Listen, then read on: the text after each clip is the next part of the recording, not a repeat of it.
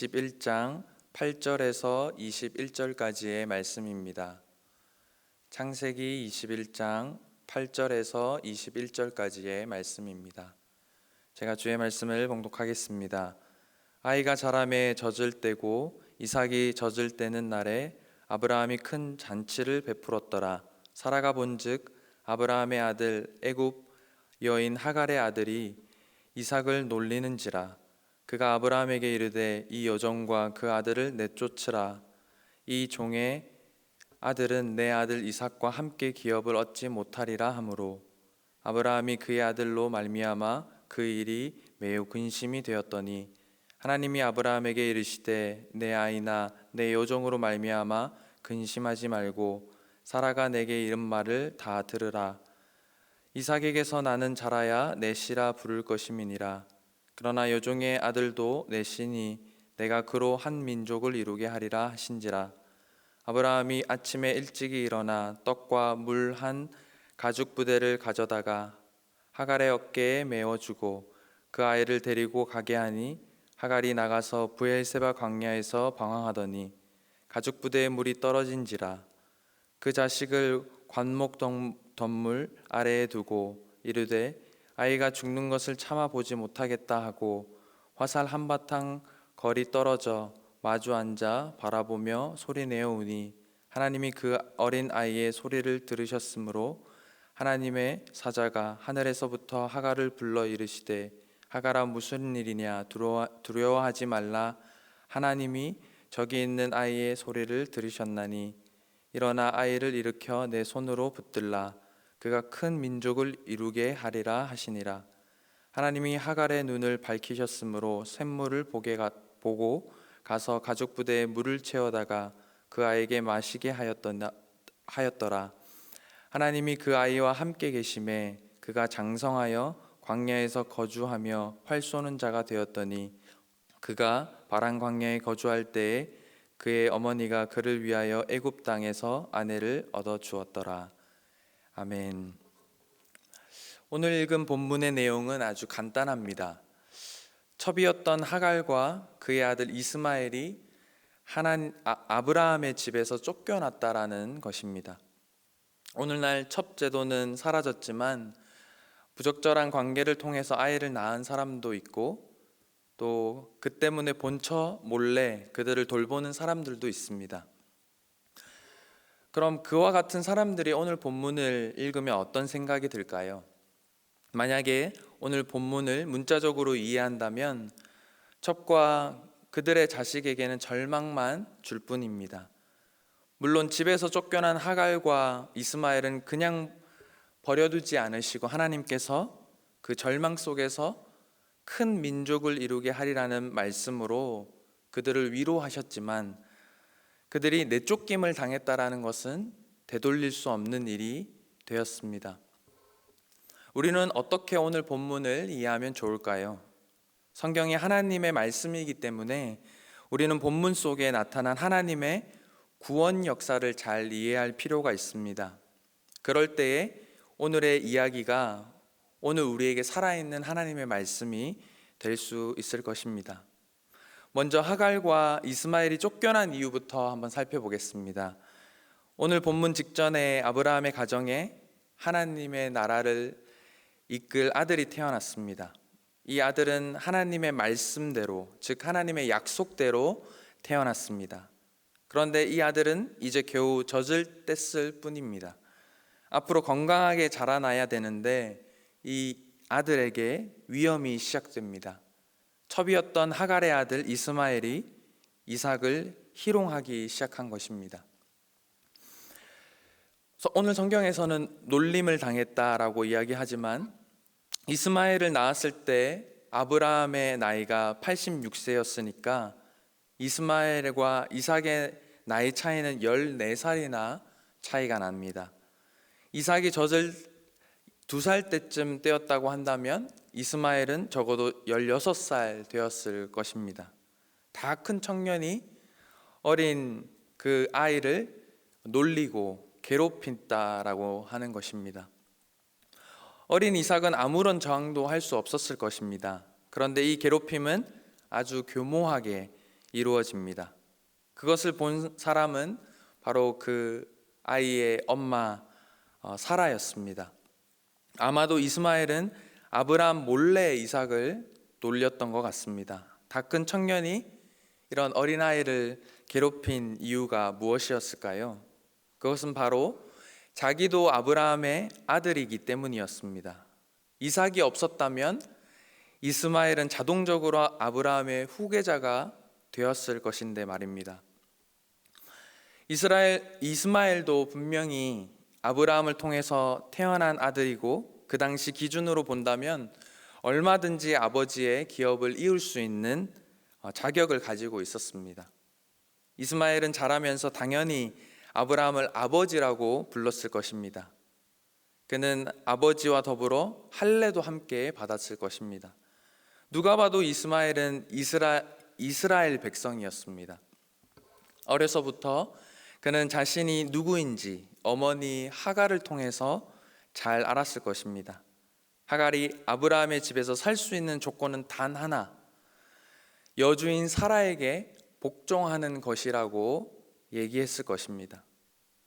그렇다면 이스마엘이 아브라함의 집에서 복을 받으면서 살아갈 수 있었던 한 가지의 방법은 무엇이었겠습니까? 그것은 자기보다 14살이나 어린 이삭에게 복종하면서 사는 것이었습니다. 그것은 하나님께서 그에게 주신 명령이었고 또 그것을 잘 알고 있었음에도 이스마엘은 어린 이삭을 놀리고 괴롭혔다라는 것입니다. 이것을 본 사라는 아브라함에게 하갈과 이스마엘을 내어 쫓으라는 요구를 합니다. 하갈이 임신하였을 때 아브라함은 흔쾌히 사라의 요구를 들어주었지만 이번에는 고민을 하지 않을 수 없었습니다. 이스마엘도 자신의 아들이었기 때문이었습니다. 아브라함은 이 문제를 어떻게 결정할 것인지 좋을지 판단이 서지 않았습니다. 하지만 하나님이 그때 나타나셔서 사라가 이른 말을 다 들으라고 말씀하십니다. 하나님의 계시를 듣고서야 아브라함은 하갈과 이스마엘을 집에서 쫓아내었습니다. 여러분은 이 사실에 대해서 어떤 생각이 드십니까? 너무 비정하다고 생각하지 않으십니까? 서자의 자식은 자식도 아니라는 말일까요? 아브라함은 하갈을 내쫓으면서 그녀에게 떡과 물 한 가죽 부대만 어깨에 메어 주었을 뿐이었습니다. 하갈이 집을 나와 광야에서 방황하다 보니 가죽 부대의 물이 결국 떨어졌습니다. 이제는 다 죽게 되었다 생각했을 때 하갈은 큰 소리로 울며 하나님 앞에 말을 합니다. 그때 하나님이 다시 하갈에게 나타나셔서 두려워하지 말라 하시면서 이스마엘을 통하여 큰 민족을 이루게 하시겠다고 말씀하십니다. 그리고 그 증표로 눈을 밝혀서 샘물을 보게 하시고 목이 말라 죽을 뻔하였던 하갈과 이스마엘에게 물을 먹이고 생명을 보존할 수 있게 해주셨습니다. 오늘 읽은 본문에서 우리는 어떤 교훈을 얻을 수가 있을까요? 누가 이삭이고 누가 이스마엘이다. 이런 관점으로 성경을 바라봐야 될까요? 만약 우리가 이삭이라고 할 수 있다면 그 근거는 무엇일까요? 오늘 읽은 이야기에 대한 해석을 감사하게도 갈라디아 4장 21절 이하의 사도 바울이 하고 있습니다. 아브라함에게 두 아들이 있었습니다.